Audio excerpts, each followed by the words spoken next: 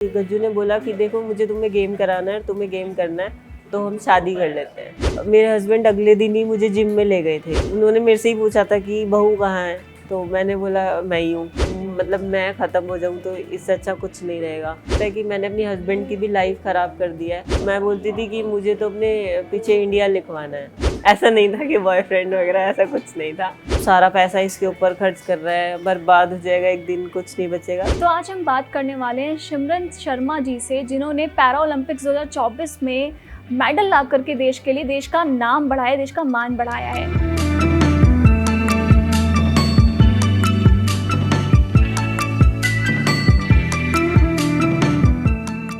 सिमरन जी, सबसे पहले आपका बहुत बहुत स्वागत है।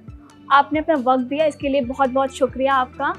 तो मेरा पहला जो सबसे पहली चीज़ मैं आपसे जानना चाहूँगी वो ये है कि आपकी पूरी जर्नी कैसी रही। मतलब यहाँ तक आने में, पैरा ओलंपिक्स में मेडल लाने पे, कांस्य पदक जीता है आपने, तो वहाँ तक की जर्नी के बारे में थोड़ा सा बताइए हमें, थोड़ी सी बातें जो आपकी जर्नी में सबसे ज़्यादा इम्पोर्टेंस रखती होंगी। Thank you so much ma'am, पहले तो मुझे यहाँ इनवाइट करने के लिए। 2017 से मैंने प्रोफेशनल गेम स्टार्ट किया। मैक्सिमम स्ट्रगल जो मैं कहूँगी वो मैं बोलूँगी कि मेरे हस्बैंड का रहा है। मेरी शादी हुई थी 29 नवंबर को, तो मेरे हस्बैंड अगले दिन ही मुझे जिम में ले गए थे कि अभी ठीक है, हो गई शादी, अब चलो जो अपना ड्रीम है, जिस चीज़ पे हमें फोकस करना है तो अभी वो करते हैं। तो जब हम वापस आए थे तो वहाँ पे कुछ औरतें थी जो मुँह दिखाई के लिए खड़ी थी। उन्होंने मेरे से ही पूछा था कि बहू कहाँ है, तो मैंने बोला मैं ही हूँ। हाँ जी।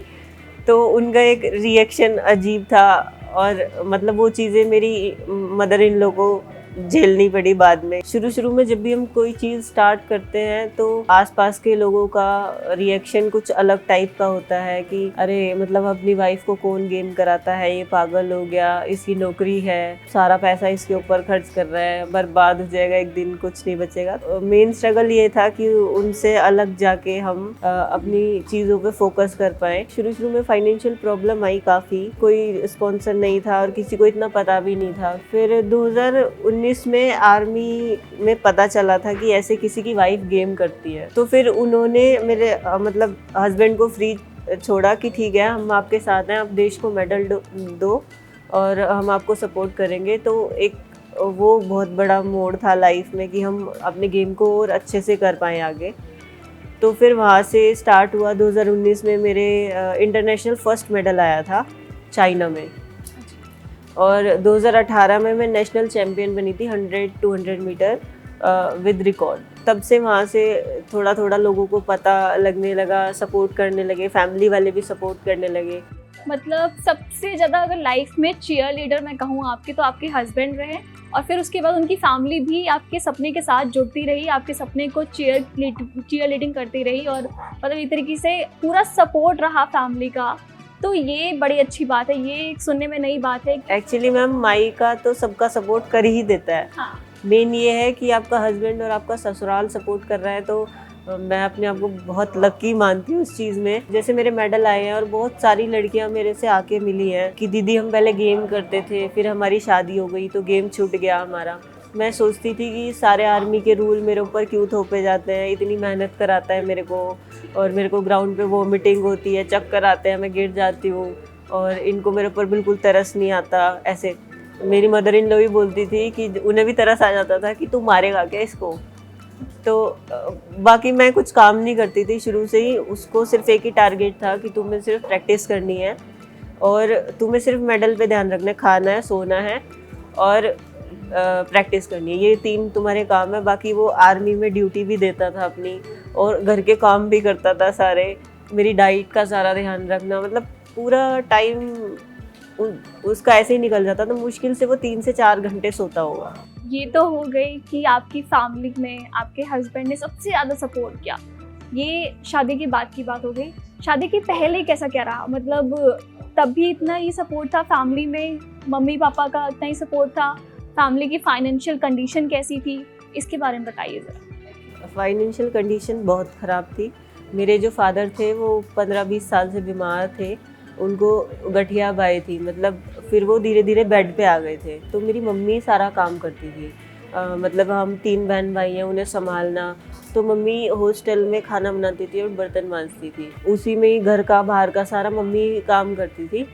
और मतलब मम्मी का सपोर्ट तो मेरे लिए ऐसा रहा है जैसे एक बेटे को सपोर्ट करते हैं। मेरे भाई को कम सपोर्ट मिला है, बल्कि मेरे भाई से ज़्यादा मुझे सपोर्ट मिला है। घर वालों को पता था कि हाँ इसकी आईज़ में प्रॉब्लम है या ये, तो आसपास वाले थोड़ा मतलब चिढ़ाते थे कि भाई ऐसे कितनी उंगली है, देखिए कितनी उंगली है, किधर देख रही है, किधर बात कर रही है। तो ऐसी चीज़ें करते थे तो उनको बुरा लगता था। वो कभी मेरा भाई लड़ता था पड़ोसियों से, कभी मेरी मम्मी बोलती थी। तो मतलब मेरी साइड से बहुत पॉजिटिव रहे हैं मेरे घर वाले, तो वो हमेशा मुझे किसी चीज़ में बिजी रखना चाहते थे। और मम्मी को तो शुरू से ही मेरे ऊपर बहुत विश्वास था। वो बोलती थी कि तू तो मेरा बेटा है और तू बहुत नाम करेगी आने वाले टाइम में।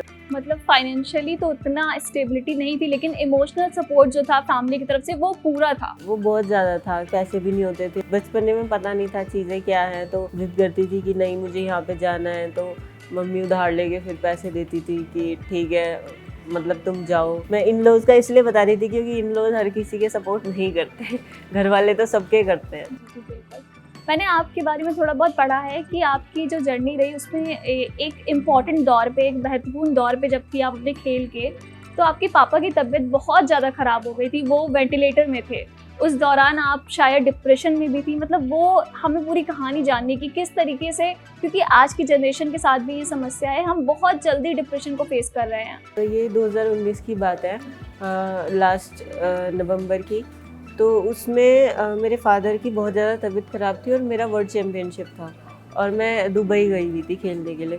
तो मेरे मन में कहीं ना कहीं ये था कि अगर पापा को कुछ हो गया तो घर वाले मुझे बताएंगे नहीं कि ऐसा हो गया है या कुछ। तो मेरे से पापा कभी कभी बात करते थे, तो मतलब उनकी हालत इतनी ख़राब थी कि उनसे बोला भी नहीं जाता था। और जैसे वो मेरे से वीडियो कॉल पे बात करते थे तो मैं फिर 3-4 दिन तक ना तो सोती थी, ना खाना पीना खा पाती थी, बस मतलब रोती रहती थी उस टाइम पे कि मैं अपने पापा को कैसे बचाऊं, क्या क्या करूं। क्योंकि हमारी भी उस टाइम पे फाइनेंशियल कंडीशन ठीक नहीं थी। हमारे मतलब मेरे हस्बैंड ने भी ज़मीन वमीन बेच दी थी वो आगे गेम अच्छा कराने के लिए। तो फिर उसके बाद मैं मेडल आउट हो गई थी वहाँ से, क्योंकि हीट में मैंने अच्छा भागा और फाइनल तक पता नहीं इतनी माइंड पे इतना प्रेशर था कि मैं कुछ सोचने समझने की एकदम शक्ति ख़त्म हो गई थी मेरी। कि क्या ये सच है कि उसी दौरान आपको सुसाइडल थॉट्स भी आए और आपने एक बार सुसाइड करने की कोशिश भी करी? ये सच है ये चीज़। उसके आने के बाद वहाँ से 2 बार कोविड हो गया था, मेरा एक्सीडेंट हो गया था। जिस दिन मेरे फादर एक्सपायर हुए थे उसके 3-4 दिन पहले की बात है कि मैं मतलब इतना डिप्रेशन में चली गई थी कि मुझे लगता है कि मैंने अपनी हस्बैंड की भी लाइफ ख़राब कर दिया है। कि उसने सब कुछ मतलब अपनी नौकरी, जितना उसके पास सब कुछ था, उसके रिश्ते सारे ख़राब हो चुके हैं। ना मेरे घर वालों के पास कुछ है और ना मेरे हस्बैंड के पास कुछ है। तो मैं ख़त्म हो जाऊँ तो इससे अच्छा कुछ नहीं रहेगा। तो उस वक्त सबसे ज़्यादा हिम्मत किसने दी? मतलब वापस लड़ने की, वापस खेलने की हिम्मत कैसे आई? एक्चुअली वो बात किसी को बताई भी नहीं थी मैंने। आप वो इंटरव्यू में पहले वायरल हो गई थोड़ी, वो भी गज्जू नहीं बताई थी। तो ये बात भी घर वालों को भी 6-7 साल बाद पता चल रही होगी, सॉरी 4-5 साल बाद पता चल रही होगी कि ऐसा कुछ हुआ था पहले। तो हम वहाँ मतलब मेरे हस्बैंड ने बोला कि हम यार सोल्जर हैं, हम मरते नहीं हैं, हम या तो हम शहीद होते हैं। तो तुम मतलब जब मैं तुम्हारे साथ हूँ तो तुमने हार कैसे मान ली? ऐसा उसने मतलब काफ़ी चीज़ें समझाई। बहुत इमोशनल वक्त था वो कि मैं तुम्हारे साथ हूँ, तुम टेंशन मत लो, हम आखिरी तक जाएंगे, जहाँ तक हो सकेगा वहाँ तक जाएंगे। तो हम दोबारा से उठेंगे, शुरू करेंगे। तुम कितनी बार गिरी हो पहले, तो ऐसा कुछ नहीं है, सब गिरते हैं और हम बुज़दिल नहीं है जो यहाँ से हार मान ले। ऐसी हालत हो गई थी कोविड में कि मेरे से सांस नहीं लिया जाता था। मैं थोड़ा सा चलती थी तो सांस चढ़ जाता था। मैं सोचती थी कि मैं अब वर्कआउट कैसे करूँगी, मैं कैसे ओलंपिक क्वालिफाई होगा। फिर उसके बाद 4 दिन बाद खबर आई कि मतलब पापा नहीं है ऐसे। तो मैं उस टाइम पे समझ नहीं पा रही थी, मैं रो भी नहीं रही थी और पता नहीं मैं हंस रही थी, अजीब अजीब सा कुछ उस टाइम पे हो रहा था मुझे। मैं घर पे भी गई, मैं शमशान घाट गई डायरेक्टली। मेरे भाई ने रोक रखा था, मेरे पापा की आखिरी इच्छा थी कि मैं रहूं वहाँ पे। मैं गई वहाँ पे, पर उस सिचुएशन बहुत अलग थी। सब लोग मुझे देख के बोल रहे थे कैसी बेटी है ये, रो भी नहीं रही, क्या चल रहा है। मैं खा रही थी, 1-1.5 महीना हो गया मैं सो नहीं पा रही थी ढंग से, मैं प्रैक्टिस नहीं कर पा रही थी। मेरे दिमाग बस मैं भूल जाती थी। मैं घर पे ये फ़ोन करके बोलती थी कि पापा कैसे हैं, मेरे को पता ही नहीं रहता था कि ऐसा कुछ हो गया है। फिर मैंने अपने हस्बैंड को ये चीज़ें बताई कि मुझे लगता है कि मुझे डॉक्टर के पास जाना चाहिए, मेरे से चीज़ें मैनेज नहीं हो पा रही ऐसा। तो फिर हम वही साई में ही डॉक्टर के साइकेट्रिस्ट के पास गए थे और फिर उन्होंने पता नहीं कुछ बहुत सारी बातें बोली। फिर उन्होंने मुझे रुलाया, जो कि मेरे आंसू आने बंद हो गए थे।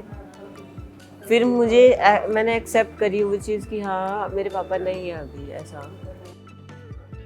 मतलब एक तरीके से आपके अंदर वो दुख भर गया था और वो आप निकाल नहीं पा रहे थे। तो एक टाइम के बाद जब आप साइकियाट्रिस्ट से मिले तो उन्होंने आपके अंदर के दुख को निकाला और फाइनली आपने वो फैक्ट एक्सेप्ट किया कि नहीं, अब मेरे पापा नहीं हैं।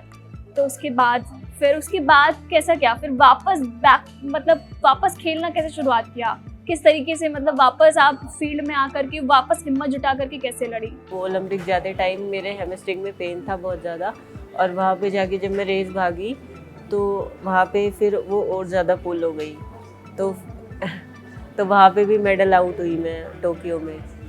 उसके आने के बाद फिर से मतलब कुछ लोग थे ऐसे जो ग्रुप में मैसेज करके, कुछ कोचेज़ ऐसे थे जो बोल रहे थे कि इसको तो भागना नहीं आता, मछली की तरह भागती है, इसका गेम चेंज करवाओ ऐसा। तो मतलब उस टाइम पे मैं और लोगों ने तोड़ दिया मुझे। पर मेरे साथ जो सपोर्टिंग सिस्टम था, जो मेरी टीम थी और मेरे घर वाले थे और मेरी फेडरेशन भी मेरा बहुत साथ देती है शुरू से ही, जो पैरालंपिक कमेटी ऑफ इंडिया है और मतलब स्पोर्ट्स अथॉरिटी ऑफ इंडिया, ये सारे मुझे बहुत साथ देते हैं। पर कुछ एक आधा होता है ना जो डीमोटिवेशन करने वाला होता है। मुझे लगता है कि ऐसे लोग होने चाहिए लाइफ में। जब तक ऐसे लोग नहीं होंगे तो आप कामयाब नहीं हो पाओगे। बिल्कुल, डिमोटिवेशन भी लाइफ में ज़रूरी है क्योंकि उससे आपको एक तरीके से मोटिवेट होने की चाहत और बढ़ जाती है कि नहीं, अब मुझे इन लोगों को करके कुछ दिखाना है। तो ऐसे में मैंने सुना कि आपको बहुत सारे ताने मिले, मतलब कुछ लोगों ने कहा कि ये मछली की तरह भागती है और बड़े गंदे गंदे तरीके से लोगों ने आपको ट्रीट किया। तो ऐसे में लेकिन लकीली आपका फैमिली, आपका हस्बैंड, सबका सपोर्ट बहुत अच्छा रहा और आपकी खुद की हिम्मत जिसके कारण आप आज यहाँ तक पहुँच पाई हैं। सिमरन जी, थोड़ा सा मैं आपकी लव स्टोरी के बारे में भी जानना चाहूँगी कि जो आपके हस्बैंड है गजेंद्र सिंह जी, आर्मी में हैं वो, तो उनसे आप कैसे मुलाकात हुई आपकी और कैसे क्या शुरुआत हुई इस कहानी की, जो आज सोशल मीडिया पे तो बहुत ज़्यादा प्रचलित हो गई है कि लोग जानना चाह रहे हैं कि सिमरन और गजेंद्र, सिमरन और गज्जू की क्या कहानी है? एक्चुअली मैम हम दोनों दोस्त थे, नॉर्मल दोस्त थे। जो गज्जू है वो उसको शुरू से ही भागने का बहुत शौक है। तो जो मेरे फ्रेंड सर्कल था जिसमें मैं रहती थी, तो कुछ हमारे 1-2 भैया थे, मेरी दोस्त थी, तो वो हमेशा ही बोलते थे कि ये फ़ौजी पागल है, नौकरी लगने के बाद भी इतना भागता है और इसकी जगह हम होते तो हम चैन से बैठ के रोटी खाते, अपनी नौकरी करते। इसके जैसा आदमी तो बेकार है, अपनी हड्डियों को तोड़ रहा है, पता नहीं कुछ बोलते थे। मैं भी उनके साथ मजाक लेती थी इस चीज़ की, हाँ पागल है, मेरी भी नौकरी लग जाएगी ना तो मैं भी एकदम मतलब आराम, मैं तो ग्राउंड की तरफ देखूंगी नहीं, ऐसे बोलती थी मैं उस टाइम पे। तो मैं प्रैक्टिस करती रहती थी, तो बीच बीच में हम मिलते थे, तो वो मेरे से बोलता था कि तुम्हारा टारगेट क्या है। तो मैं बोलती थी कि मुझे तो अपने पीछे इंडिया लिखवाना है। तो बोलता था कि उसके लिए तो बहुत मेहनत करनी पड़ेगी। तो मैंने बोला हाँ तो ठीक है मैं करूँगी। तो उसने बोला ठीक है फिर तुम करो, अगर तुम्हें किसी चीज़ की हेल्प की ज़रूरत पड़े तो तुम मुझे बताना और लगी रहो, छोड़ना मत इसको, ऐसा। तो मैंने बोला ठीक है। फिर ऐसे ही धीरे धीरे हमारी बात होने लगी, वो बात बहुत ज़्यादा होने लगी धीरे धीरे। तो फिर मतलब फोकस उसका यही था कि इसको कैसे गेम कराना है। अच्छा, तो फिर गज्जू की पंचकुला में पोस्टिंग थी उस टाइम पे, तो उसने बोला कि वहाँ पे सिंथेटिक ग्राउंड नहीं है, तुम एक काम करो, तुम यहाँ पे आके ट्रेनिंग करने लगो। मैं चली गई वहाँ पे, पर मम्मी को इतना ही पता था कि वो मेरा दोस्त है, इतना ऐसा नहीं था कि बॉयफ्रेंड वगैरह, ऐसा कुछ नहीं था। तो फिर मैं बता के चली गई। मैंने वहाँ पे ट्रेनिंग स्टार्ट करी, पर जो मतलब जो आसपास के लोग देखते थे वो नई नई बातें बनाते थे, है ना। लड़का लड़की को देख के लोग बातें बनाते हैं। तो फिर हम लोगों ने डिसाइड करा कि गज्जू ने बोला कि देखो मुझे तुम्हें गेम कराना है, तुम्हें गेम करना है, तो हम शादी कर लेते हैं ऐसे। तो गज्जू ने अपनी मम्मी से बात करी, मैंने अपनी मम्मी से बात करी, और थोड़ा सा इधर उधर होने के बाद मान गए सब। बड़ी अच्छी बात है। इस शादी का सफ़र की शुरुआत ही प्रेम के साथ साथ हुई, एक सपने के साथ कि हमें आगे चल करके कुछ बड़ा करना है। बहुत अच्छी बात है सिमरन जी। और आखिरी एक सवाल मैं आपसे पूछना चाहूँगी कि किस तरीके से आप उन बच्चों को या उन लोगों को मोटिवेट करना चाहोगे जो इस फील्ड में, स्पोर्ट्स के क्षेत्र में कुछ करना चाहते हैं या स्पोर्ट्स से अलग भी कुछ करना चाहते हैं? क्योंकि आपकी जो जर्नी रही है वो बहुत इंस्पायरिंग है, क्योंकि आपने डिप्रेशन के फेस को भी झेला है और उससे उभर करके आप आगे बढ़े हो। तो मैं पूरा एक मोटिवेशन का मैं गाइडेंस चाहूँगी कि किस तरीके से आप उन बच्चों को मोटिवेट करोगे जो अपनी इस फील्ड में या किसी भी फील्ड में कुछ अच्छा करना चाहते हैं। एक्चुअली मैं ना बच्चों के माँ बाप को बोलना चाहूँगी कि जैसे कि हमारा बच्चा कुछ कर रहा है तो हम ये चाहते हैं कि जैसे मैं फॉर एग्जांपल जैसे वो स्पोर्ट्स कर रहा है, तो हम ये मतलब 6 महीने, 3 महीने में और 1 साल में उससे ये उम्मीद लगाते हैं कि उसका मेडल आ जाए। तो हमें किसी भी फील्ड के लिए एक बेस की ज़रूरत होती है। हम कुछ भी कर रहे हैं, डांस कर रहे हैं, गेम कर रहे हैं, सिंगिंग कर रहे हैं, कुछ भी कर रहे हैं, उसके लिए हमें एक बेस की ज़रूरत होती है। अगर आप ये चाह रहे हो कि आपको 6 महीने, 1 साल, 2 साल में सब चीज़ें मिल जाएं, तो ऐसा नहीं होता। मुझे भी 8 साल से ज़्यादा हो गए और अब आके मेरा मेडल आया है।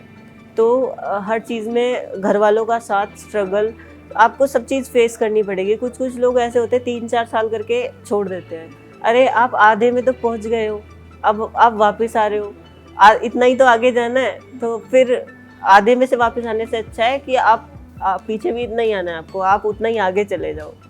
तो मतलब कुछ भी आपको एकदम से नहीं मिलता, हर चीज़ के लिए मेहनत लगती है। अगर हम किसी भी कामयाब इंसान को देखें तो कभी भी उसको देख के ये मत सोचना कि इसे तो किस्मत से मिल गया, या अरे ये एक दिन में कर दिया। तो एक दिन में कुछ नहीं होता।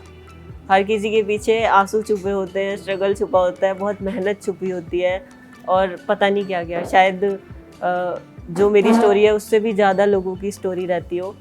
तो हमें किसी को भी देख के ये अंदाज़ा नहीं लगाना चाहिए, और हमें जो हमने शुरू करा है उसको ख़त्म, अगर आपने कुछ शुरू करा है तो उसको ख़त्म करो। बहुत अच्छी बात कही आपने कि एक दिन में सफलता नहीं मिलती, सफलता के लिए काफ़ी दिनों की मेहनत लगी होती है, और इस तरीके से सफलता मिलती है एक इंसान को।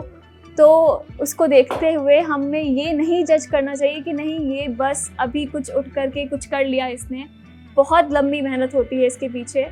और आपका बहुत बहुत शुक्रिया न्यूज़ 18 से बात करने के लिए। सिमरन जी, आपने देश का नाम रोशन किया है और इसके लिए हम सब को आप पर गर्व है, हम सब गौरवान्वित हैं, और आपका बहुत बहुत शुक्रिया।